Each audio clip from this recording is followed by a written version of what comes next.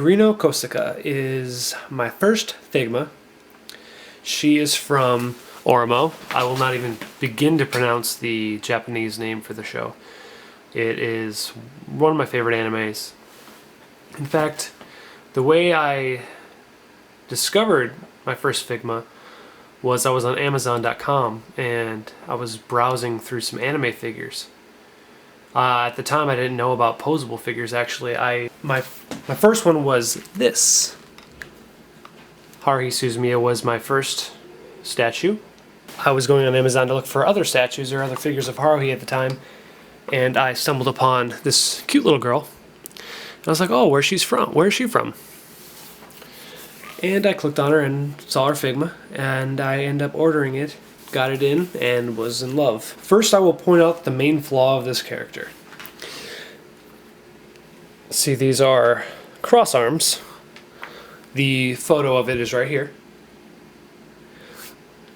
I had an issue when I tried to attach her arms in that way. It just wasn't working out for me, and in the end, she ended up breaking her arm joint. As you can see, we'll zoom in here. That is actually a bootleg arm socket joint that I used to fix her. I thought she was a goner for sure, but she's all good now. She comes with a few two other faces. One is this yelling face, which suits her well. And she comes with more of like an embarrassed what's going on face. She comes with two basic white DVD cases that you can use to put on her favorite animes like Stardust Witch Meru or her little sister's games, Eroges. And she comes with a few extras right here. Kirino likes Eroge, which is basically like a soft porn PC game. And they're very popular in Japan.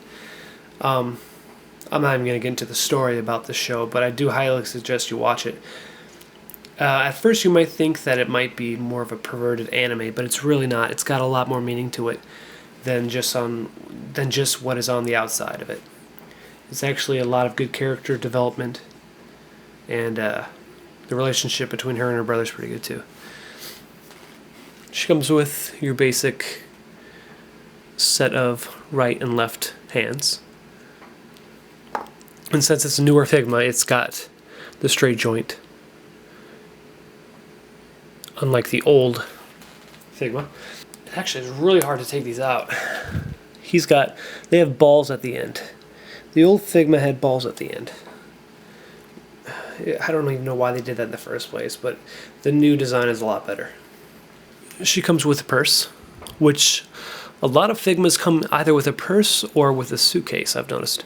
She comes with a change of shoes for when she's inside, which I've never changed them yet, but in order to do that, all you gotta do is grab her at the foot,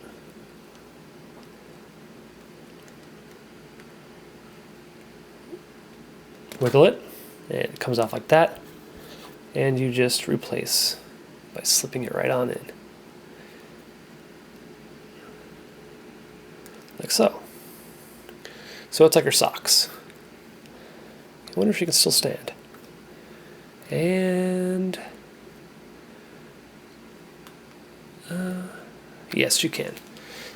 She comes with your basic Figma bag, which is convenient. The Nendoroids don't come with bags, and I'm wondering if they're going to start doing that, because I've actually been going to the store and buying these right here. Oh, I'm sorry, Kirino. Ziploc double zipper bags. They're 1 quart, and they're a pretty decent size to hold all your Nendo supplies. This is the side of the box. Back of the box. Front of the box.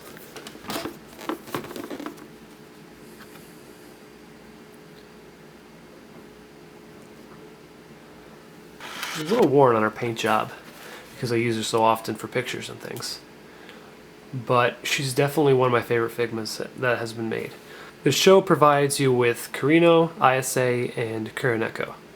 They don't give you Kyosuke, which I really hope they make one for him. And the second season is actually going to be coming out soon. They announced it a few months ago, so very exciting. The first season is only 12 episodes, optional 15 or 16 if you watch the alternate route, which is obviously optional, but you should watch them all anyways.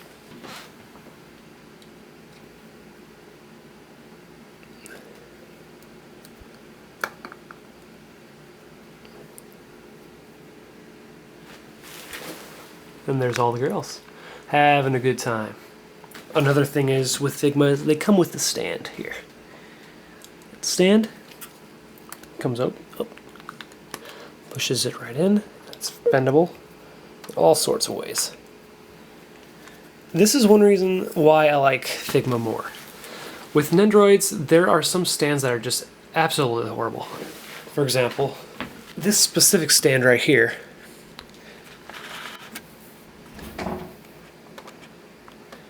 This is Canon. She's pretty awesome. But this is one example of a stand I don't like. It holds them in place like this. So when you want to take pictures, it's kind of hard to take that out and pose them. With Kirino's Nendoroid, her stand is pretty bad as well. I mean, it's just hard to pose them without the stands. With Figma, they can stand up without their actual stands, so it's pretty convenient when you want to take pictures and stuff. With the exception of Hatsune Miku or Twin Tail Girl, you pretty much can't get them to stand up. And as always, thank you for watching my videos, and stay tuned for the next one.